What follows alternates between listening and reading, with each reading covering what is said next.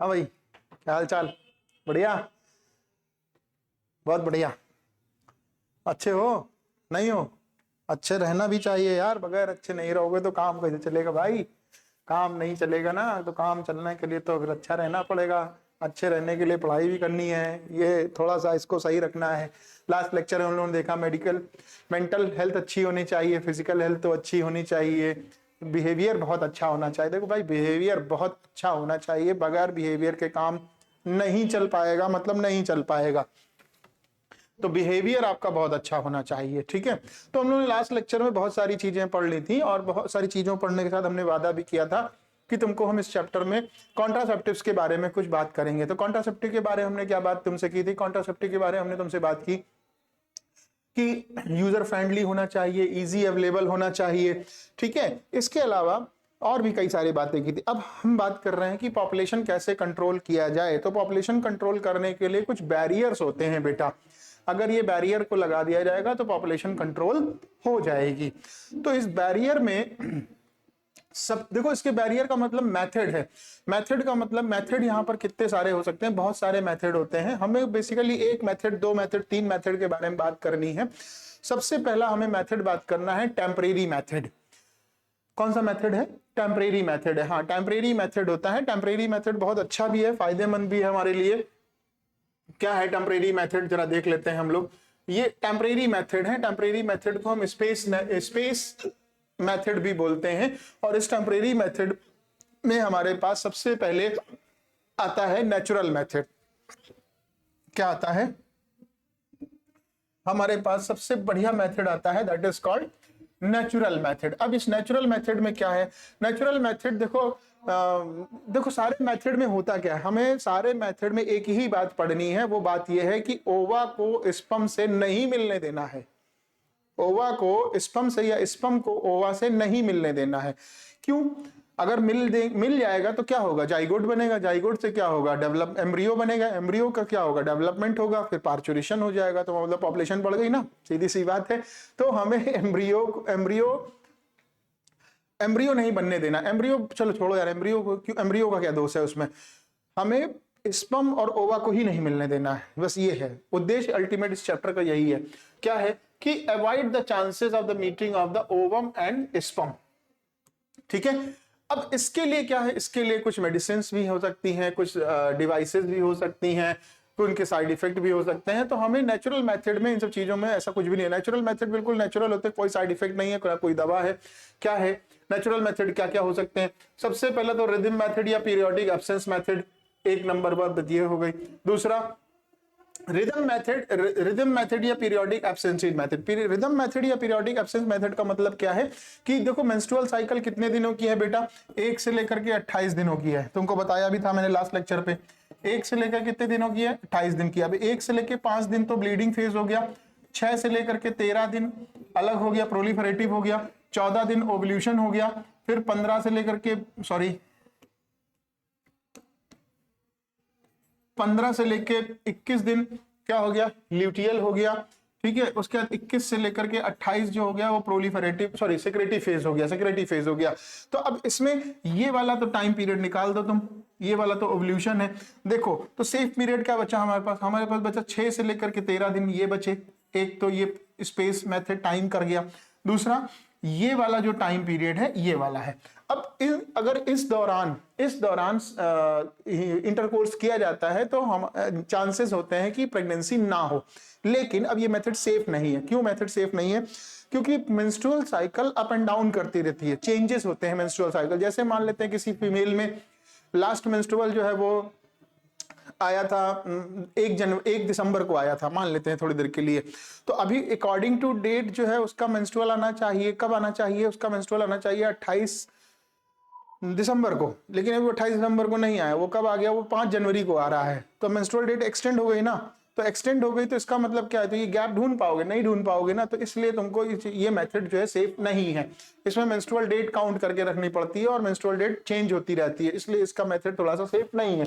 फिर दूसरा मेथड कह रहा है विड्रॉल मेथड और क्वाइटस इंटरप्ट। मतलब क्वाइटस इंटरप्ट मतलब इंटरकोर्स के दौरान जब इरेक्शन इजैकुलेशन होने वाला हो तो इजैकुलेशन के दौरान पेनिस को क्या कर देना चाहिए, वजाइना से बाहर कर देना चाहिए। तो वजाइना से बाहर कर दोगे तो सीमेन कहाँ है, बाहर आ जाएगा, वजाइना में कुछ जाएगा नहीं। तो इंटरफेयर मीटिंग हो रही थी ओवा और स्पर्म की, वो नहीं हो पाएगी।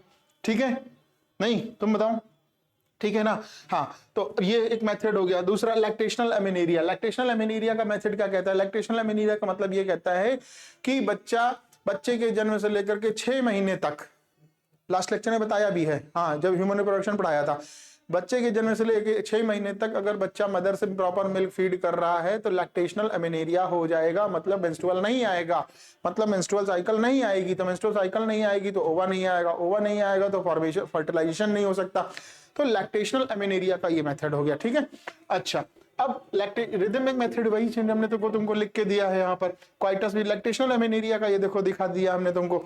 लैक्टेशनल एमेनेरिया क्या है, एब्सेंस ऑफ मेंस्ट्रुअल। लैक्टेशनल का मतलब एब्सेंस ऑफ मेंस्ट्रुअल, बता दिया, तीनों चीजें बता दी। अच्छा अब केमिकल मेथड आता है दूसरा। एक ये जो टेम्परेरी मेथड है, टेम्परेरी मेथड में एक मेथड आता है that is called chemical method. हाँ, केमिकल मेथड। केमिकल मेथड में क्या है, केमिकल यूज करते हैं। कौन सा केमिकल यूज कर सकते हैं, बहुत सारे केमिकल यूज कर सकते हैं। तुमको बताया भी था कि स्पर्म को एसिड से लगता है डर। अगर एसिड होगा तो वो काम नहीं कर पाएगा, मतलब उसकी डेथ हो जाएगी। तो कोई बात नहीं, हम उसके रास्ते में एसिड बिछाए दे रहे हैं, मर जाएगा, वहां पहुंच ही नहीं पाएगा। तो एसिड कौन कौन सा एसिड हो सकते हैं, सिट्रिक एसिड हो सकता है, बोरिक एसिड हो सकता है और जिंक सल्फेट हो सकते हैं। ये सब चीजें हम केमिकल मेथड में यूज करते हैं। क्या है, in this method chemical are used to be use which are spermicidal agent, spermicidal agent. Spermicidal agent याद रखो, स्पर्मिसाइडल एजेंट हैं ये सारे के सारे। और surface active agent which attach themselves the spermatozoa inhibit the oxygen uptake and kill the sperm। अब इसमें एग्जांपल क्या आता है, इसमें एग्जांपल आता है तुम्हारे पास क्या, वजाइनल फोम टैबलेट के रूप में आती, किस नाम से आती, टुडे के नाम से आती है। और क्रीम और जेली आती, किस नाम से आती, निम 76 के नाम से आती। ये एग्जांपल्स हो गए बेटा इसके, ठीक है, ये एग्जांपल्स हो गया। उसके बाद तीसरा मेथड आता है तुम्हारा बैरियर मेथड। नेचुरल मेथड में एक आ गया, बैरियर मेथड आ गया। बैरियर मेथड मतलब वही है कि स्पर्म को ओवा से ना मिलने दिया जाए, स्पर्म को ओवा से ना मिलने दिया जाए। तो स्पर्म को ओवा से ना मिलने दिया जाए, फिजिकली मीटिंग नहीं होनी चाहिए। तो क्यों, मतलब फर्टिलाइजेशन क्या हो जाएगा, रुक जाएगा फिर। तो इसके लिए क्या क्या हम यूज कर सकते हैं, इसके लिए क्या क्या यूज कर सकते हैं, कॉन्डम यूज कर सकते हैं। ठीक है, इरिवर्सिबल है, रीयूजेबल नहीं है, इरिवर्सिबल है। फेम सील्ड कॉन्डम यूज कर सकते हैं, मतलब ये फीमेल कॉन्डम है। क्या है, एसटीडी या रेट से बचाएगा, दोनों के दोनों बचा लेंगे। उसके बाद सर्वाइकल कैप यूज कर सकते हैं, रीयूजेबल है ये। ठीक है, डायाफ्राम यूज कर सकते हैं, ये भी रीयूजेबल है। और वॉल्ट यूज कर सकते हैं। ये सारी चीजें क्या है, यूज कर सकते हैं, किसके लिए, बैरियर मेथड में। ये सब बैरियर का काम करेंगे। ठीक है, आगे बढ़ते हैं हम लोग जल्दी से।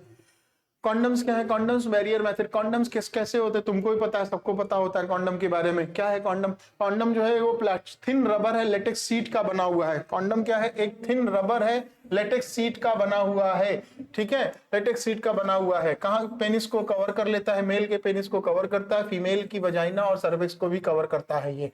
ठीक है, मेल कॉन्डम यूज कर रहे हैं तो पेनिस को कवर करेगा, फीमेल कॉन्डम यूज कर रहे हैं तो फीमेल की वजाइना और सर्विक्स एरिया को क्या कर लेगा, कवर कर लेगा। Use of condom.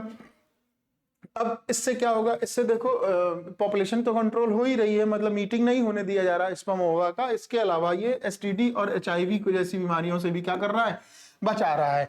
ठीक है, डायाफ्राम भी है, सर्वाइकल कैप्स और वॉल्ट्स भी हैं। डायाफ्राम सर्वाइकल कैप्स और वॉल्ट और आल्सो बैरियर मेथड किसके बने हैं, रबर के मेथड है। किसमें इंसर्ट किया जाएगा, फीमेल रिप्रोडक्टिव ट्रैक्ट में इंसर्ट कर दो और सर्विक्स ड्यूरिंग द क्वाइटस। ठीक है, अब ये देखो, ये जो डायाफ्राम है, वॉल्ट है और सर्विक्स है, ये इंसेमिनेशन को तो नहीं रोकते हैं। इंसेमिनेशन तो बेटा हो जाता है। इंसेमिनेशन का मतलब स्पर्म तो चला जाएगा वहां तक, लेकिन स्पर्म तो चला जाएगा लेकिन कॉन्ट्रासेप्शन ब्लॉक कर दिया जाएगा। कैसे ब्लॉक कर दिया जाएगा, स्पर्म को सर्विक्स के पास सर्विक्स तक जब पहुंचेगा, वजाइना से आगे बढ़ता हुआ सर्विक्स पे पहुंचेगा तो यहां पर इसको क्या कर देंगे, ये सब मिल करके ब्लॉक कर देंगे, मतलब आगे जाने का रास्ता ही नहीं देंगे। दे आर रीयूजेबल, इनको बार बार यूज किया जा सकता है। क्या है, रीयूजेबल है। Spermicidal creams, jelly, foams are usually used along with these barrier increase their the contraceptive efficiency, they don't provide the protection against the STD. मतलब ये जो डायाफ्राम है, सर्वाइकल कैप्स है, वॉल्ट्स हैं, ये सिर्फ और सिर्फ क्या कर सकती हैं, मीटिंग ऑफ स्पर्म ऑन ओवा को रोक सकती हैं, लेकिन एसटीडी वगैरह को ये रोकने में कारगर नहीं है। ठीक है, याद रखना, क्वेश्चन पूछा जा सकता है। उसके अलावा इंट्रा यूटेराइन डिवाइसेस आती हैं बेटा। Intra uterine devices barrier method में ही आती हैं। टेम्परेरी मेथड का बेस्ट एग्जांपल है। क्वेश्चन बहुत पूछे जाते हैं यहां से, तुमसे बोर्ड में पूछ लेगा, right the short note on the IUD intra uterine devices, और एमसीक्यू पूछेगा। नीट में इससे क्वेश्चन आते ही आते हैं, यहां से क्वेश्चन फिक्स है, आना ही आना। क्या है आईयूडी, क्या है आईयूडी, क्या है आईयूडी? जो है वो डॉक्टर और एक्सपर्ट के थ्रू वजाइना के अंदर इंसर्ट की जाएगी, यूटेरस वाया वजाइना। आईयूडी जो है वो फाइगोसाइटोसिस करती है स्पर्म का, कहाँ, यूटेरस के अंदर। कैसे ये करती हैं? आईयूडी क्या है? इंट्रा यूटेराइन डिवाइसेस, एक्चुअली इनमें कॉपर होता है और कॉपर से स्पर्म डेथ हो जाती है, फाइगोसाइटोसिस होने लगती है, उसकी मोटिलिटी पे फर्क पड़ने लगता है, फर्टिलाइजेशन कैपेसिटी घटने लगती है, सप्रेस हो जाती है। तो आईयूडी जो है वो आइडियल कॉन्ट्रासेप्टिव है फीमेल के लिए जो प्रेगनेंसी में डिले चाहती हैं या फिर दोनों बच्चों के बीच में स्पेस रखना चाहती हैं। मोस्ट वाइडली एक्सेप्टेड मेथड है इंडिया में, मोस्ट वाइडली एक्सेप्टेड मेथड है। क्वेश्चन तुमसे पूछेगा which of the following method is most widely accepted in India, तो answer will be IUD, intra uterine devices. Intra uterine devices याद रखना, ये एक बहुत इंपॉर्टेंट क्वेश्चन है ये। अब इंट्रा यूटेराइन डिवाइसेस के टाइप कौन कौन से हो सकते हैं? देखो क्या क्या हो सकते हैं बेटा, क्या क्या टाइप हो सकते हैं। नॉन मेडिकेटेड आईयूडी हो सकती हैं, जैसे लिपलूप्स होता है। फिर कॉपर रिलीजिंग आईयूडी हो सकती है, एग्जांपल में आप याद रखोगे नाम, कॉपर टी, कॉपर 7 और मल्टीलोड 375। हार्मोन रिलीजिंग डिवाइसेस हो सकती हैं, जैसे प्रोजेस्टेरोन और एलएनजी 20। ये इंपॉर्टेंट है, ये इंपॉर्टेंट है, ये दोनों, ये लो इंपॉर्टेंट, यहां लिख भी दिया हमने। ठीक है, ये तुमसे पूछा जाएगा। हाँ, पढ़ना है ना, तो इंपॉर्टेंट है यार, क्वेश्चन तो तुमसे पूछे जाएंगे, और क्वेश्चन नहीं करोगे तो फिर तुम्हारे लिए समस्याएं बिना बुलाए खड़ी हैं भाई। ठीक है, आगे देखते हैं। अब इसके आगे देखते हैं क्या है। कॉपर रिलीजिंग आईयूडीज क्या होती है? कॉपर टी वगैरह है ना, कॉपर टी।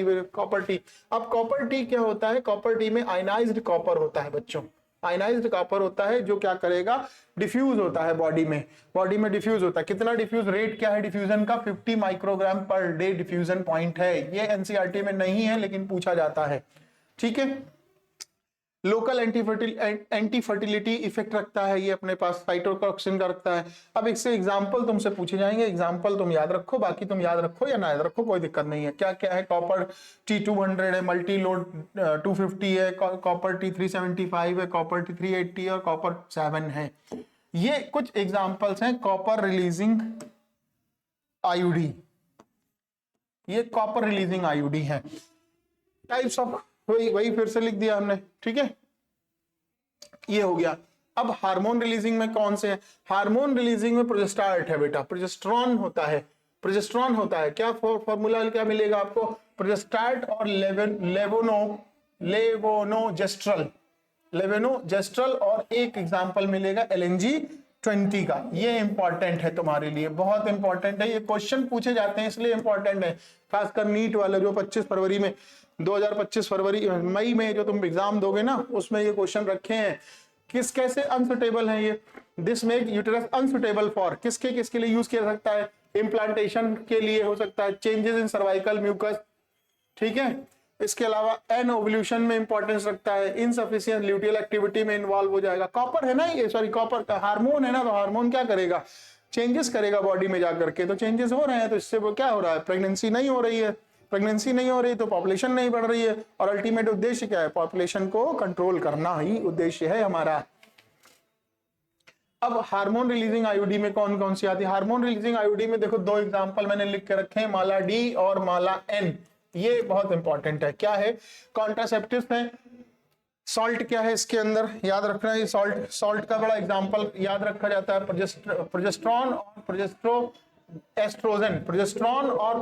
प्रोजेस्टेरोन और एस्ट्रोजन का कॉम्बिनेशन यहां पर यूज किया जा रहा है। इंपॉर्टेंट है ये बात, ध्यान रखोगे, बहुत इंपॉर्टेंट है ये इंपॉर्टेंट है, ध्यान रखना है तुमको। ठीक है, चलो आगे बढ़ते हैं। They are synthetic product, synthetic product है तो मतलब साइड इफेक्ट भी होगा फिर तो इनमें, ठीक है, साइड इफेक्ट भी होगा। क्या है इसमें, प्रोजेस्टिन है और लेवेनोजेस्ट्रल है, प्रोजेस्टिन और लेवेनोजेस्ट्रल है। और मोस्ट कॉमन क्या है इसमें, एस्ट्रोजन है।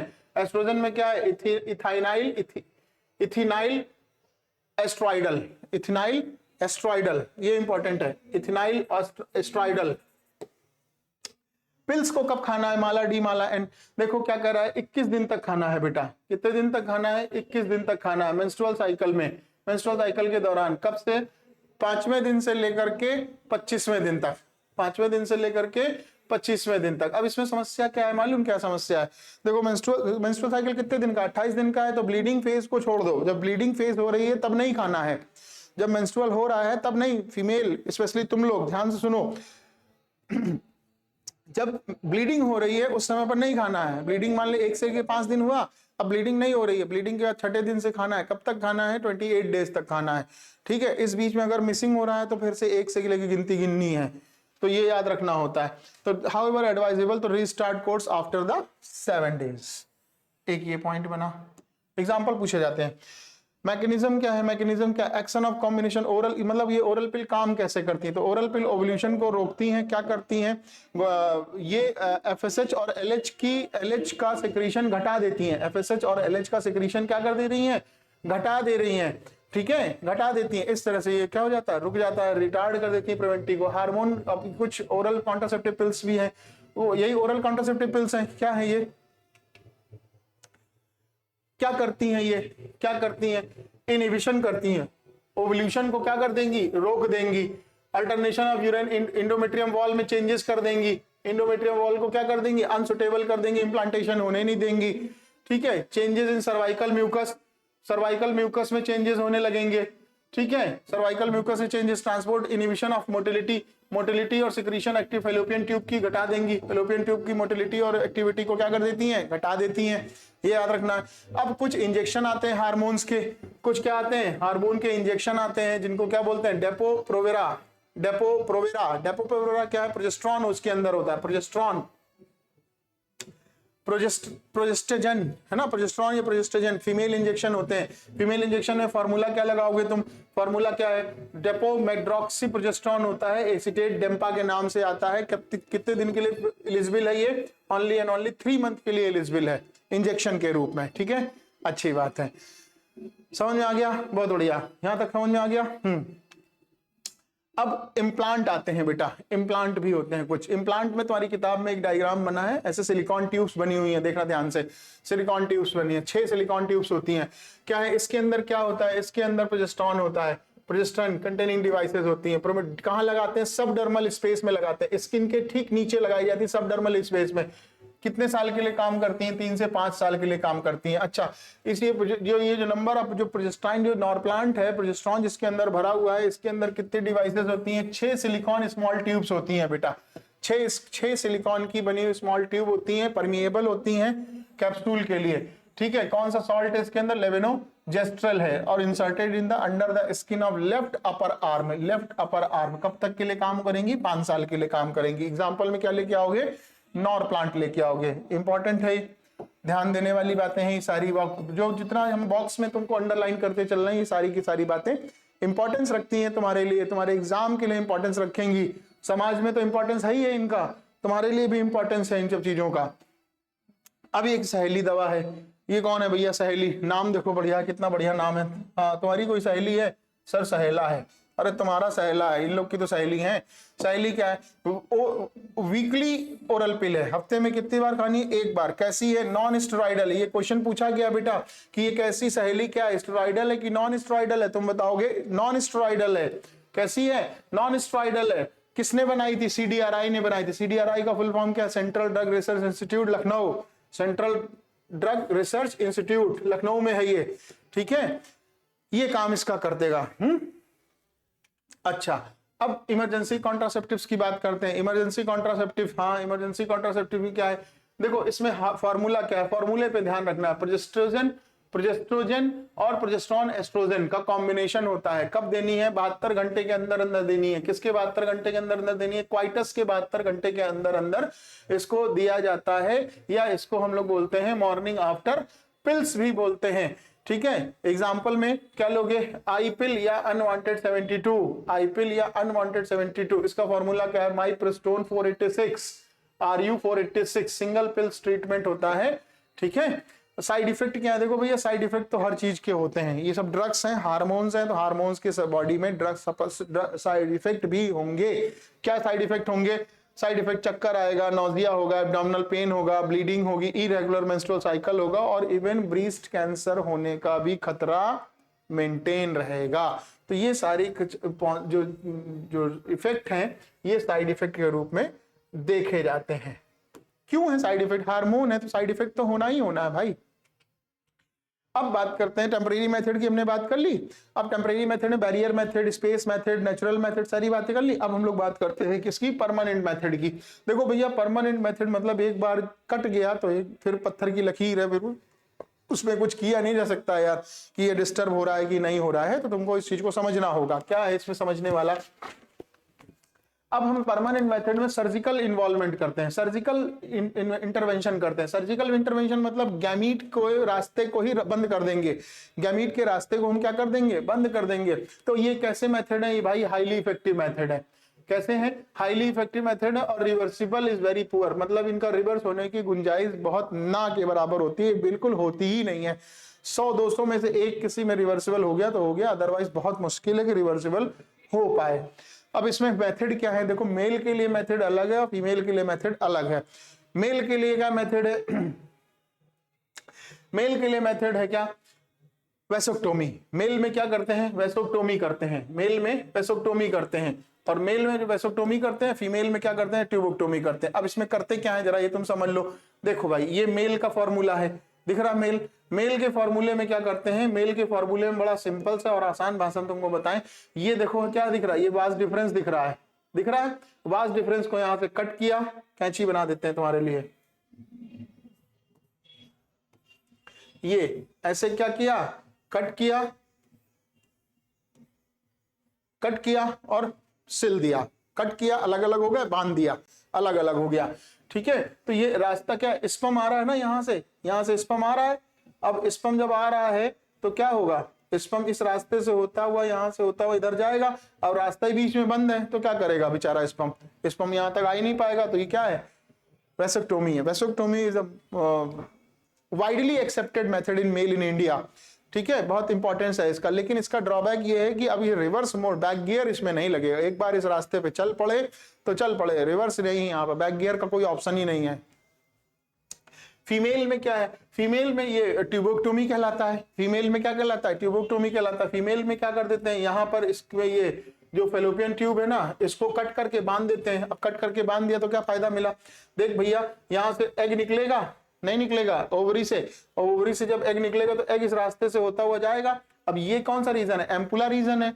तो यहाँ पर ये क्या है? साइट ऑफ फर्टिलाइजेशन है, एम्पुला नहीं है, साइट ऑफ फर्टिलाइजेशन है। स्पर्म इस रास्ते से जा रहा है, नहीं जा रहा है। अब स्पर्म आगे से क्या है? रास्ता ही टूटा हुआ है, रास्ता टूटा हुआ है। तो वो एग बेचारा उधर रह गया, स्पर्म बेचारा उधर रह गया। तो क्या हुआ?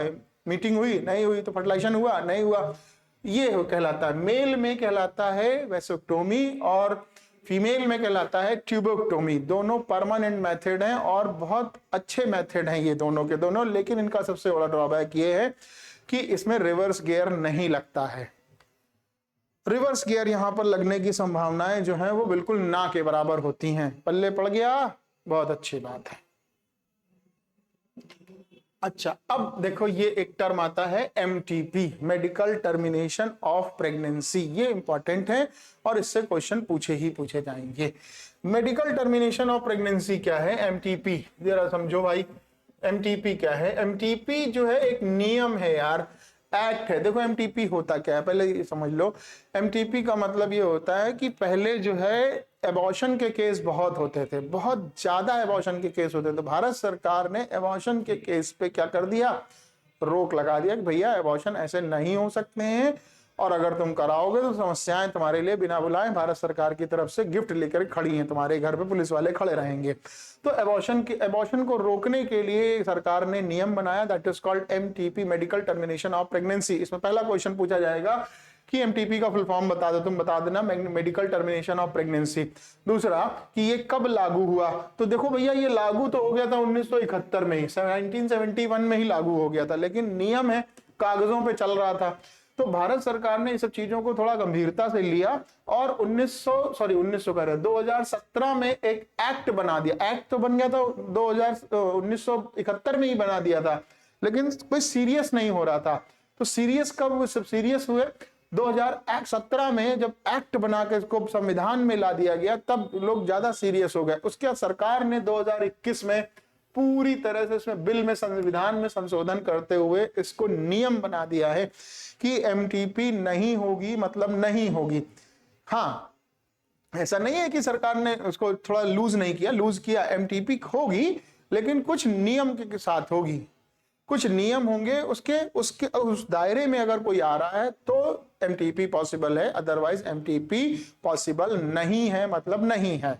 ठीक है, ये सब चीजें हैं। तो एमटीपी क्या है, इंटरनेशनल और voluntary termination of pregnancy before the full term is called MTP, induced abortion. अब इंड्यूस्ड एबॉर्शन में नियरली देखो क्या हो रहा है बेटा, 50 से 45 मिलियन एमटीपी जो है वो परफॉर्म की जाती हैं all over the world, all over the world.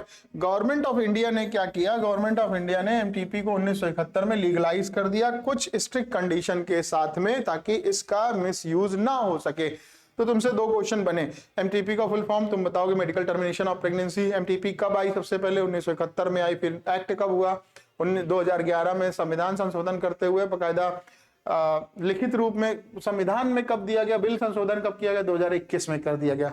समझ में आ गया।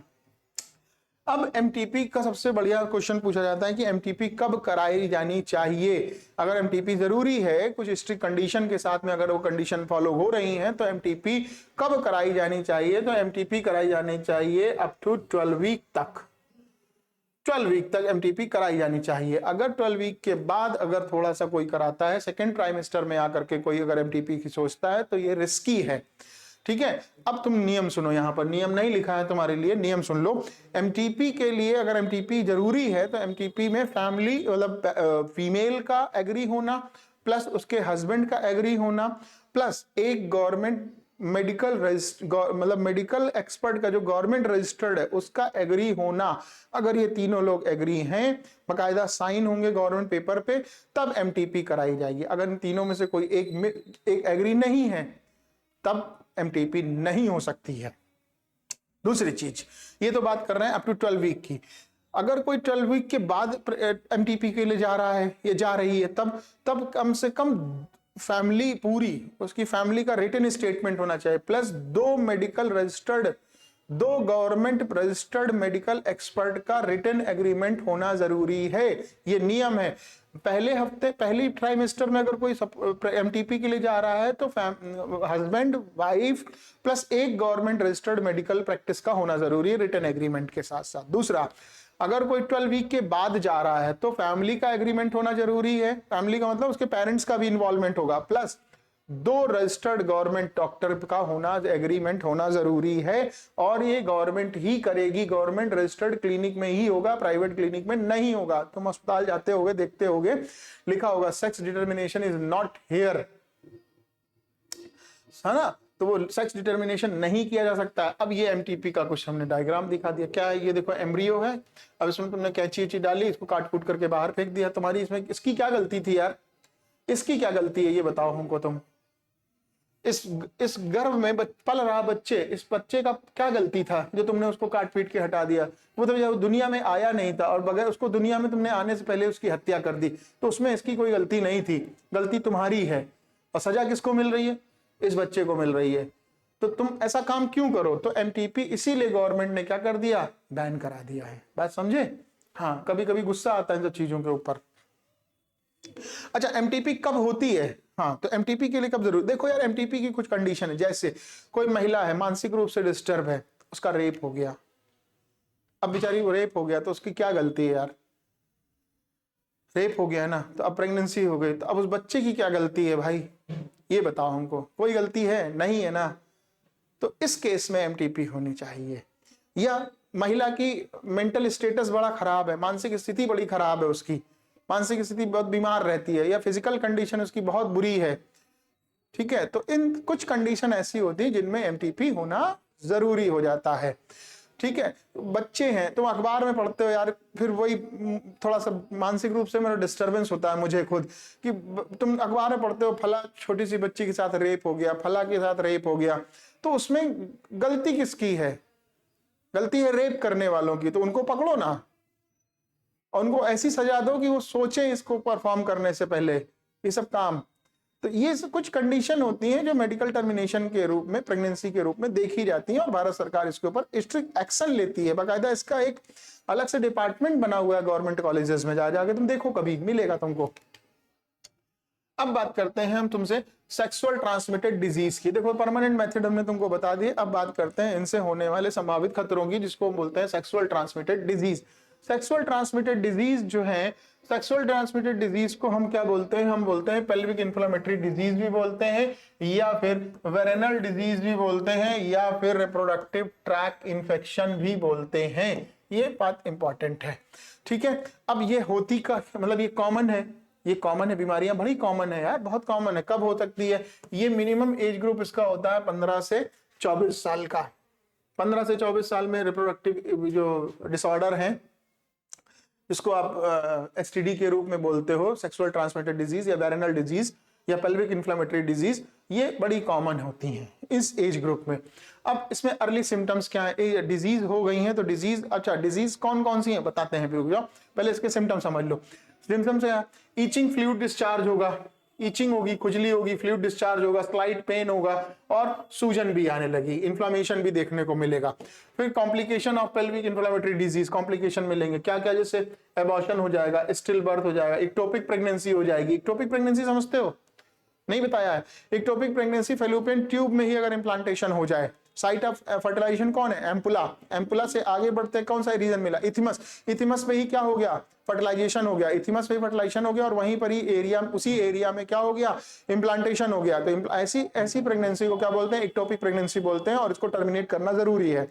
नहीं जरूरी करोगे तो फेलोपियन ट्यूब डिस्टर्ब हो जाएगी, फटने का खतरा है।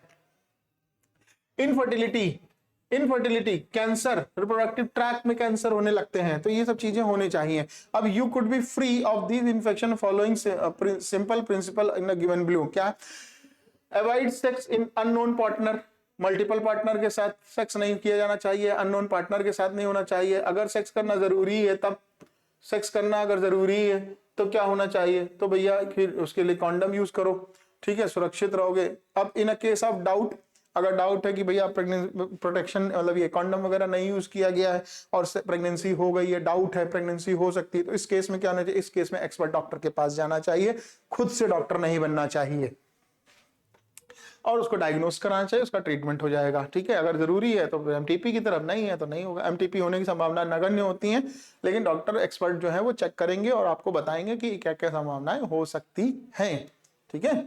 ये सब चीजें हैं।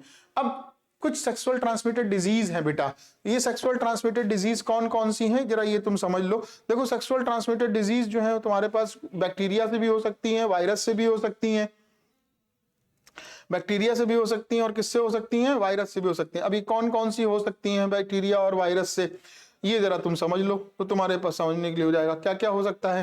बैक्टीरिया वाली डिजीज देखो, वायरस वाली डिजीज देखो जरा, कौन कौन सी हो सकती है बैक्टीरिया और वायरस की डिजीज।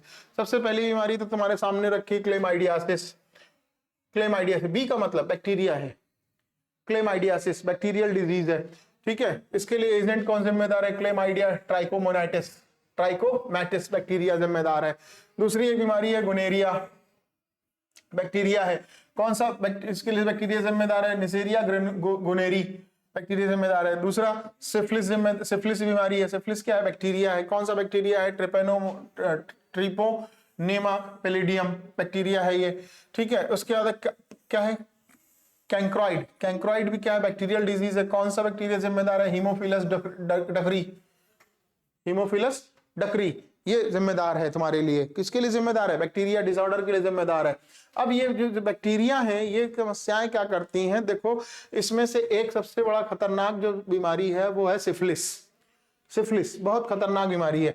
ये जो सिफिलिस है ना, समझो कौन, ये जो सिफिलिस है ये, हाँ, ये प्रेगनेंसी की अगर कंडीशन में हो गया, प्रेगनेंसी, कोई मदर प्रेग्नेंट है, कोई फीमेल प्रेग्नेंट है और वो उसको ये बीमारी मिल गई सिफिलिस को, तो अब पूरी की पूरी संभावनाएं हैं कि होने वाले बच्चे में भी ये समस्याएं आएंगी, उस बच्चे को भी समस्या मिल जाएगी। क्या क्यों हो जाएगा? क्योंकि ये सिफिलिस, जो सिफिलिस बीमारी का जो बैक्टीरिया है, कौन बैक्टीरिया है? ट्रिपोनोमा पैलिडियम, ये प्लेसेंटा को भी क्रॉस कर जाता है।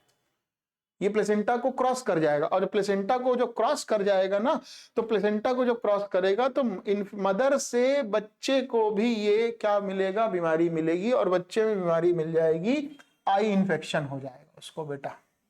क्या हो जाएगा? Eye infection. और HIV जैसी बीमारियां भी बच्चे को देखने को मिल सकता है। HIV जैसे सिम्टम्स भी इसमें देखने को मिल सकते हैं। अब HIV जैसे सिम्टम्स भी देखने को मिल सकते हैं, तो कौन कौन से सिम्टम्स, ये इंपॉर्टेंट है, ये लिखा नहीं हमने तुम्हारे लिए, ये चारों बीमारियां क्या है?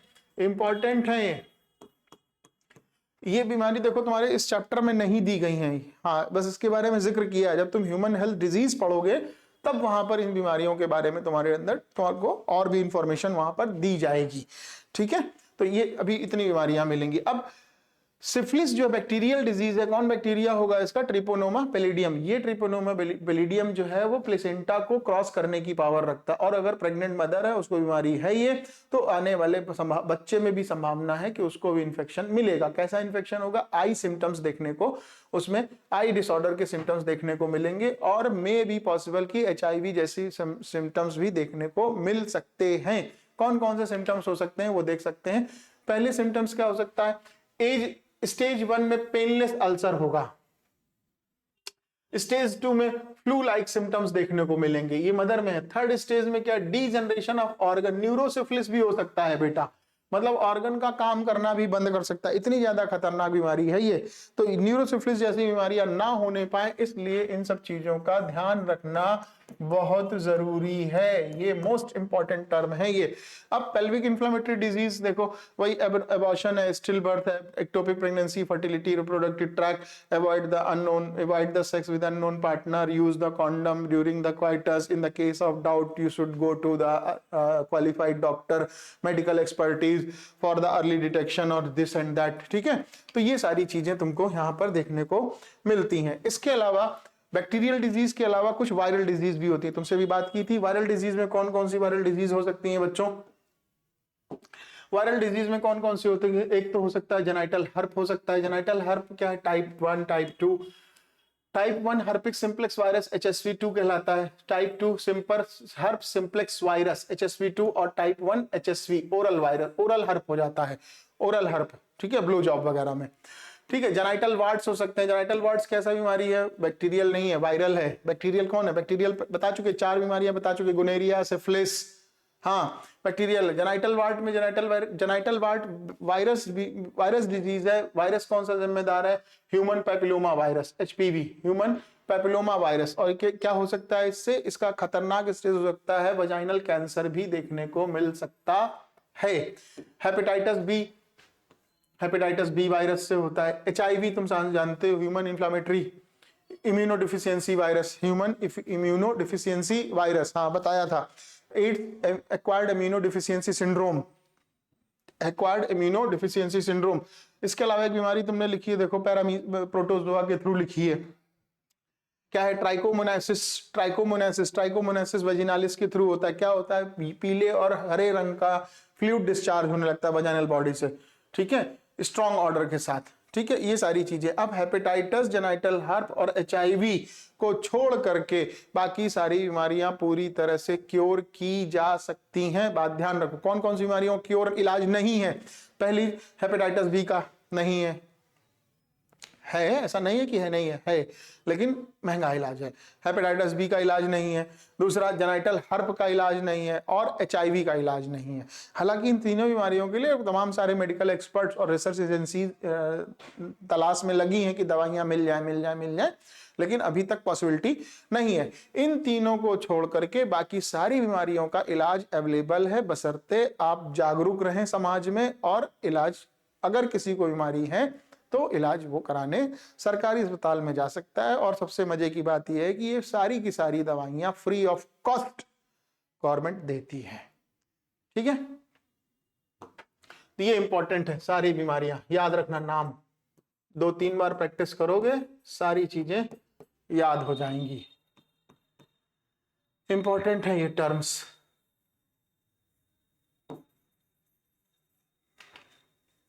अब बात करते हैं इनफर्टिलिटी की। इनफर्टिलिटी क्या है? इनफर्टिलिटी देखो भैया क्या है, इनफर्टिलिटी होता है कि बच्चे नहीं हो रहे हैं।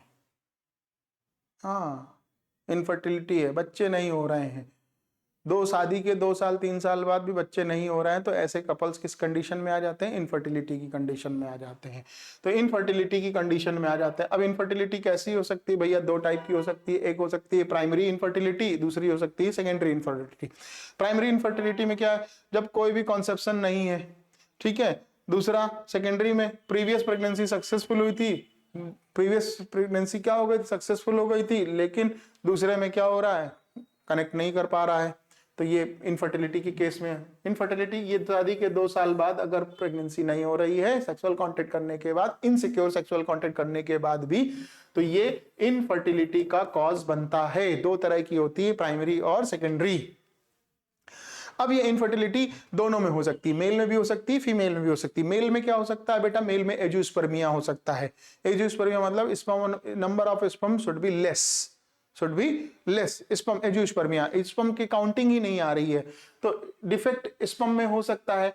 स्पर्म का स्ट्रक्चर देखो, स्पर्म काउंट में डिफेक्ट है, स्पर्म के स्ट्रक्चर में डिफेक्ट है, या स्पर्म की मोटिलिटी में डिफेक्ट है, स्पर्म की मोटिलिटी में। तो ऐसी केस में क्या होता है? क्या लिखा? क्रिप्टो ऑर्गेनिज्म प्रोड्यूस 200 स्पर्म हो रहे हैं, मतलब ऑलिगोस्पर्म की कंडीशन में। ऐसी कंडीशन को स्पर्म एब्सेंट माना जाता है। कितने स्पर्म होते हैं नॉर्मली? बताया था लास्ट लेक्चर में कभी रिप्रोडक्शन पढ़ाते समय, 200 से 300 मिलियन। हाँ, 2.5 से 4 ml याद करो। इरेक्टाइल डिसफंक्शन हो सकता है, इंपॉर्टेंस लिख गया, इंपॉर्टेंस होता है बेटा, इंपॉर्टेंस होता है। क्लिफिल्टर सिंड्रोम हो सकता है, अल्कोहल बहुत ज्यादा पी रहे हो, सिगरेट बहुत ज्यादा यूज हो रहा हो, गोनाडोट्रोपिन हो रहा हो, डिफिशियंसी हो गई हो, तो इस केस में ये सब चीजें देखी जाती है मेल में। मेल में इनफर्टिलिटी का सबसे बड़ा कारण है कि नंबर ऑफ स्पर्म का प्रॉपर ना होना, एजियोस्पर्मिया। फीमेल में क्या समस्याएं आ सकती हैं? फीमेल में एंडोमेट्रियम वॉल में सूजन आ रही है, बहुत कारण हो सकते हैं। गोनाडोट्रोपिन डिफिशियंसी हो रही है, प्रॉपर हार्मोन नहीं आ रहे हो, प्रोलैक्टिन इम्बैलेंस हो गया हो, ओवुलेशन प्रॉपर टाइम पे नहीं हो रहा हो, ठीक है, ल्यूटियल फेज डिफेक्ट हो गई हो, या फिर डिफेक्टिव ग्रोथ ऑफ यूटेरस और वजाइना, ये कारण हो सकते हैं। देखो क्या कारण, मेल में कारण हो सकता है एजियोस्पर्मिया का, फीमेल में क्या कारण हो सकता है? एंडोमेट्रियम वॉल डिस्टर्ब है, हार्मोन्स लेवल डिस्टर्ब है, ओवुलेशन प्रॉपर नहीं हो रहा है, या ओवुलेशन हो ही नहीं रहा है, ल्यूटियल फेज डिफेक्ट है, या डिफेक्टिव ग्रोथ है, वजाइना में या यूटेरस में ही डिस्टर्बेंस है, तो ये सब क्या इनफर्टिलिटी के कारण हो सकते हैं। याद रहेगा? हाँ, याद रहेगा। अब इनफर्टिलिटी से बचने के क्या कारण? इनफर्टिलिटी अगर हो गई है तो फिर अब बच्चा तो नहीं जन्म लेगा, तो ऐसे बच्चों ऐसे लोग को समाज में क्या है, दिक्कत हो जाएगी ना रहने के लिए, बच्चा तो होना चाहिए। तो इस तरह के लिए साइंस ने एक तरीका निकाल के रखा, क्या? ART, assistive reproductive technology. Assistive reproductive technology में क्या होता है कि ऐसे कपल्स जो इनफर्टाइल हैं, जिनके फर्टिलिटी पावर नहीं है, तो वो बच्चे को चाहते हैं, तो बच्चे को चाहने के लिए उनके लिए एक तरीका निकाल सकते हैं, क्या? ART, assistive reproductive technology. अब इस असिस्टिव रिप्रोडक्टिव टेक्नोलॉजी 2 तरह की होती है, एक इन विवो फर्टिलाइजेशन और एक इन विट्रो फर्टिलाइजेशन, जिसको तुम कॉमनली बोलते हो टेस्ट ट्यूब बेबी। ये इंपॉर्टेंट है। टेस्ट ट्यूब बेबी किसमें आता है? इन विट्रो फर्टिलाइजेशन में, और इन विवो फर्टिलाइजेशन आगे बात करेंगे। तो टेस्ट ट्यूब बेबी क्या है बच्चों? टेस्ट ट्यूब बेबी देखो, फर्टिलाइजेशन आउटसाइड, इन विट्रो है ना, इन विट्रो मतलब आउटसाइड बॉडी में नहीं, बॉडी के बाहर। तो fertilization occur outside the body of female, female की बॉडी से बाहर। Almost similar condition that the body after embryo transplant. अब देखो बाहर से क्या किया हमने, एक स्पर्म लिया और ओवा ले लिया, ओवा निकाल लिया, ठीक है, ओवा निकाल लिया या ओवर किसी से ले लिया और लैब में उसको क्या कर दिया, फ्यूज करा दिया, फ्यूज करा दिया तो एम्ब्रियो बन गया, और एम्ब्रियो को क्या कर दो, अब उसके यूटेरस में ट्रांसप्लांट कर दो, सरोगेट मदर की तरह, सेम मदर, ठीक है। ये अब sperm egg can be made to fertilize an artificial medium similar to them, medium fallopian tube, और आईसीएससी कैन बी यूज। अब ये देखो एक नया टर्म आ गया, आईसीएससी क्या है, इंपॉर्टेंट है ये बेटा। आईसीएससी क्या है, इंट्रासाइटोप्लाज्मिक स्पर्म इंजेक्शन। ये टर्म बड़ा इंपॉर्टेंट है, बोर्ड वालों ध्यान रखो, आईसीएससी का फुल फॉर्म पूछेगा तुमसे। और नीट वालों, हाँ नीट तुमको देना है, सबको देना है, तुम्ही को नहीं देना, सबको देना है यहाँ पर नीट। तो नीट देने के लिए ये आईसीएससी का एग्जांपल तुमसे पूछेगा, क्या है, intracytoplasmic sperm injection. It is a specialized procedure to perform the embryo in the laboratory in which sperm is directly injected into the cytoplasm of the ovum. ये देखो, देखा, ये मेथड है। चलो एम्ब्रियो ट्रांसप्लांट मेथड क्या है, embryo transplant method में दो मेथड, एक तो ये आता है जिफ्ट और एक आईयूटी। जिफ्ट क्या है, zygote intrafallopian transfer, zygote intrafallopian transfer.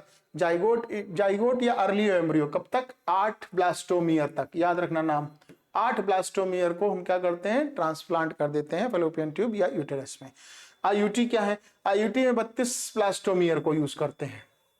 कितना यूज करते हैं, 32 ब्लास्टोमियर को, याद रखना। 8 से ज्यादा, 8 वाले को क्या बोलेंगे, गिफ्ट, सॉरी जिफ्ट। 8 वाले को क्या बोलते हैं, जिफ्ट। और 8 से ज्यादा है, 32 है, तो 32 को बोलेंगे आईयूटी। कंडीशन सेम है, ये देखो इस तरह से इसको ट्रांसप्लांट कर देते हैं। समझ में आया, समझ में आ गया, अच्छी बात है। चैप्टर बस खत्म ही हो गया।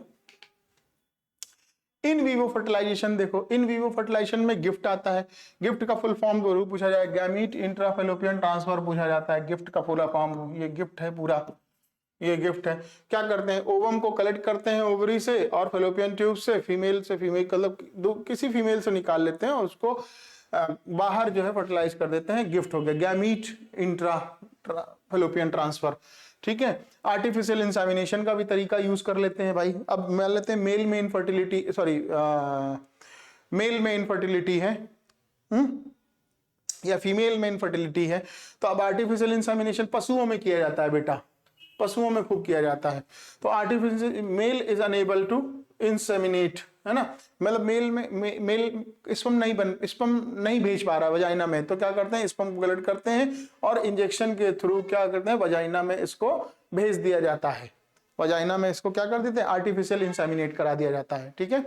अच्छा बस खत्म, ये लो चैप्टर खत्म हो गया, कोई समस्या नहीं, चैप्टर फिनिश, बहुत अच्छी बात है।